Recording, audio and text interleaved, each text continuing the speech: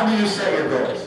Well, for us, the big goal is to try and win that fastest rookie of the year championship. We did that in 2008 in the Truck Series, and that's certainly the goal next year. You know, it'd be nice to be up in the top 5 in points at the end of the year, and I feel like if we do the things that I know we're capable of doing, we can do that. We've got a really great group of people, like I said before. Obviously, a lot of good teammates to rely on. So I think all the pieces are in place. We just got to go out there and execute, you know, like we did the last half of 2009 and keep that momentum going. I think we can do that. That's awesome. I got to tell you a little something about Jack. He's done just about everything at the track. He's won in ARCA, obviously won in trucks with you, Nationwide Cup. He even did our flyover 1 year in his P51. All that's really left for him is the anthem. Can he sing? Is he any good? He did it pretty cool. That's a good idea. You should bring that up. You know? He's done everything, so why not have him sing the national anthem? That'd be awesome. He flies over almost every Monday in his P51, but he did the fly, what was that, Sammy, a year ago or so? That was last year, I think. Yeah, it was very cool. I remember racing and truck racing, watching him fly over. You know, and then going, well, man, I said at the start of the race, he'll probably still be flying his plane. He won't be able to see that. So it's not going to be good. You know, we've written him enough checks. I don't care how he sings. I want him to sing the anthem. The other driver we have here, Allmendinger, super cool young driver. We're really happy to have him here. He's going through okay, old.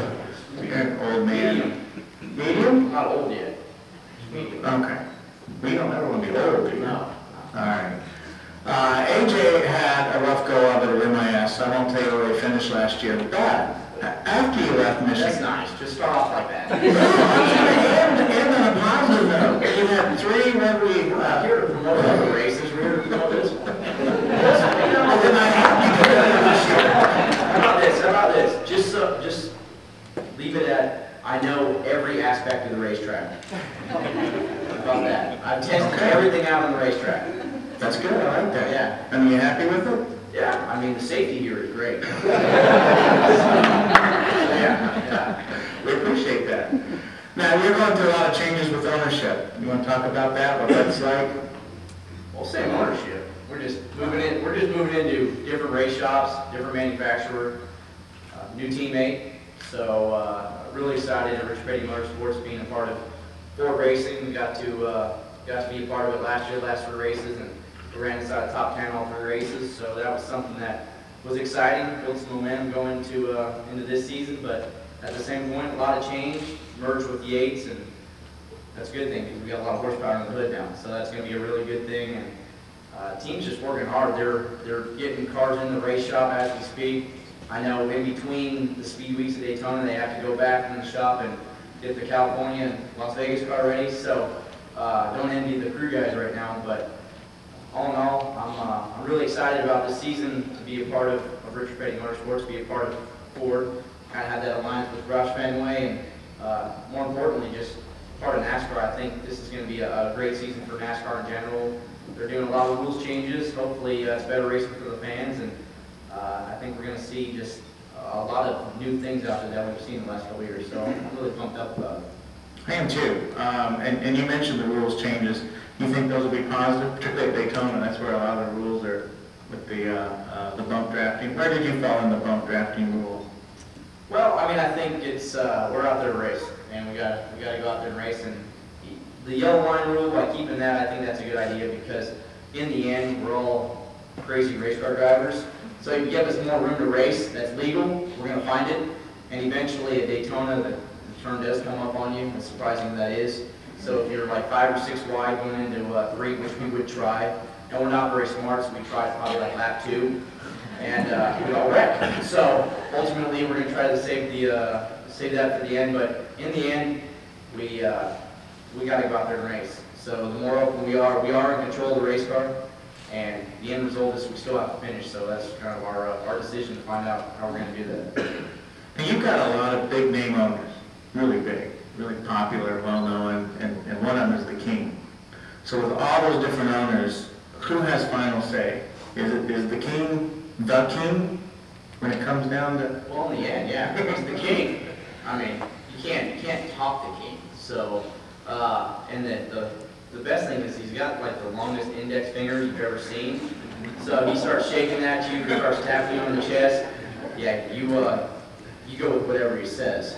So, you know, he's really cool to have around. He's really laid back between him and Dale Inman.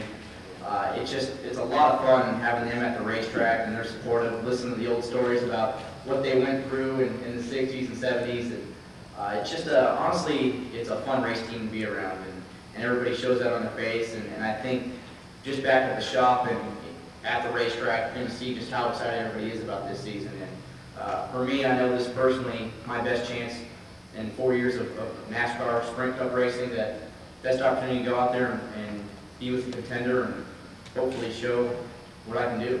Hopefully that's something good. So Showed at the end of last year. We talked briefly before we got started today, and you mentioned horsepower, and you got a lot more horsepower with the Fords. What about handling? Was there any difference there? Did you notice anything changing cars there? well, we did have to. We built new cars. And you just don't throw a Ford engine in the same car and have it be the same. So at the end of the season there, we built a couple of new cars that we went out there and ran the same car at Texas and Homestead, and we had a short track car for Phoenix. And it took a little bit of time. I mean, we had to go out there and learn the race car and figure out just the little nuances and what it was all about. But in the end, kind of figured it out. And I felt like at those races, we were right inside the top 10. We weren't as good as the top 5 ever, but we were kind of right on that 8th to 12th range every race. And I feel like at the start of this year, that's just the ultimate goal, is just minimize your bad days. Make your bad days a 20th place finish instead of a 35th place finish. And you just do that through the whole year. When it comes down to chase time, and you have those finishes, next thing you know, you're right there in contention. And that's my goal, is just to just be solid throughout the year, not make any mistakes on the racetrack, and just try to minimize all the bad days that we can, because you're not going to get it right every weekend. But you're just going to go out there, and when you struggle, I think that's what you see the good teams do, the Jimmy Johnsons and Mark Martin last year, is their bad days were 15th to 18th. And if you can do that, you're more often than not going to be in contention. And you both are headed, as I mentioned earlier, down to Daytona a little early, both running in the Rolex 24. And you head out tomorrow, is it? You guys want to speak a little bit about that? Well, for me, I'm excited to do it. I've done it for the last couple of years, and I've done it always with Ford horsepower, so it's exciting to go there. Be a part of the Ford organization, and I'm driving for the team that I ran for back when I was 16 and 17, won the championship with those guys. So it should be a lot of fun. I think you guys can be good co-drivers, so I look forward to hopefully a good result and everything stays together and we don't mess it up. Do you get the 3 a.m. shift? I don't know, it seems like I always get the sun-up shift every time I'm doing that, I kind of talked about it earlier, but I started the race, I finished the race and everything, but it seems like I always get that sun-up shift when the sun's coming up, just blinding me right in the eye. So, I guess we'll see what I get this year. AJ, can you actually, and I know there's 4 drivers, 3-4 drivers on a team, when you're not in the car, can you actually sleep as a driver? Or are you still so pumped up to get back in there that you just can't? Well, this will be my 5th year doing it. And the first year we finished 2nd. Never done a 24-hour, never even done a sports car race at that point. And went there, and my first year I was so jacked up from the beginning, running well. I felt like if I fell asleep, that was going to be bad luck. And like they're going to wake me up and tell me the car broke. So I went out there, and I never slept. And honestly, and it's probably not the best for competitors to hear this, but like I had that 5 a.m. stint, and I was so tired because I hadn't slept an ounce at that point, that I got up on the banking, like first lap out of the pits, and the car was all warm. Daytona was like 35 degrees at that point. And I got there and started going through the gears and just kind of relaxed my head and fell asleep on the back straightaway. That scared the heck out of me, because by the time I woke up, I was skimming the grass as we were braking for the bus stop.